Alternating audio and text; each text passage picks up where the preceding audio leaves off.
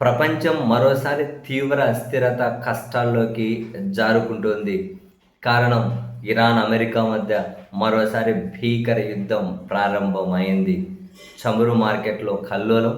నిన్న ఈవెన్ మన stock market అయితే అసలు ఒకే రోజు ₹9,00,00,000 ఆవిరి. 1690 పాయింట్లేమో క్రాష్ అయిపోయింది. ఒక్కసారిగా చమురు రేట్లు విపరీతంగా పెరిగాయి.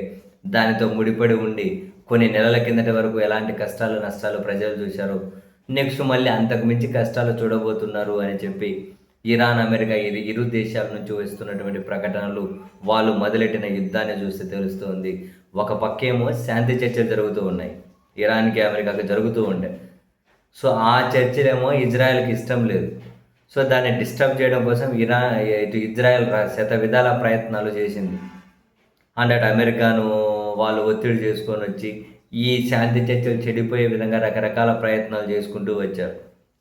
చివరికి కొన్ని అంతర్జాతీయ నౌకల మీద, అంతర్జాతీయ జలాల్లో దాడులు జరిగాయట. నౌకల మీద, వాణిజ్య నౌకల మీద.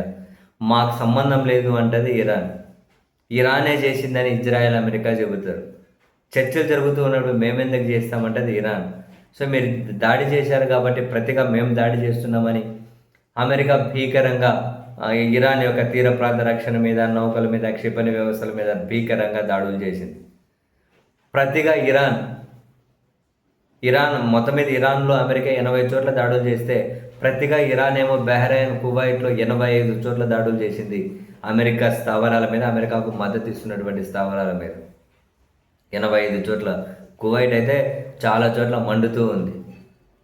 సో, ఇవి ట్రైలర్ మాత్రమే. మరింత భీకరంగా దాడులు చేస్తామని చెప్పి ఇరాన్, ఐఆర్జీసీ ప్రకటించారు. సో, అమెరికా కని విని ఎరుగని స్థాయిలో యుద్ధం చేస్తామని చెప్పి అమెరికా చెబుతోంది.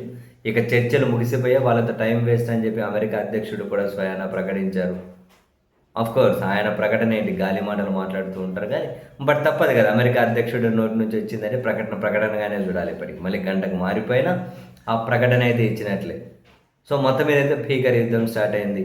ఏకంగా ఇరాన్లో ఖార్గ్ ద్వీపాన్ని మేము స్వాధీనం చేసుకుంటామని చెప్పి కూడా అమెరికా అధ్యక్షుడు చెబుతూ ఉన్నాడు.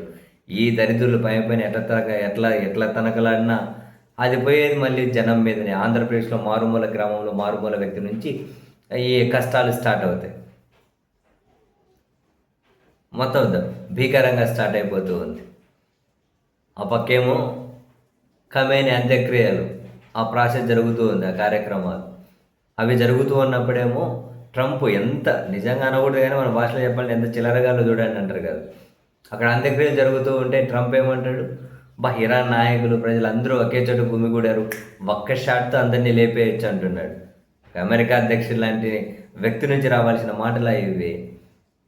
అందరూ గుమిగూడారు, ఒక్క షాట్తో అందరినీ లేపేయచ్చు అంటున్నాడు. ఇట్లాంటి చిల్లర మాటలు ఎవరినో మాట్లాడతారా? మొత్తం మీద ప్రపంచాన్ని నాశనం చేయాలని చెప్పి నిర్ణయం తీసుకున్నారు రా బాబు. సీరియస్లీ ఎంతమందిని నాశనం చేస్తారో, ఎంత నాశనం చేస్తారో తెలియదు కానీ మొత్తం మీద ఏదో భయంకరమైన, ప్రమాదకరమైన ఆట అయితే ఆడుతూ ఉన్నారు వీళ్ళు.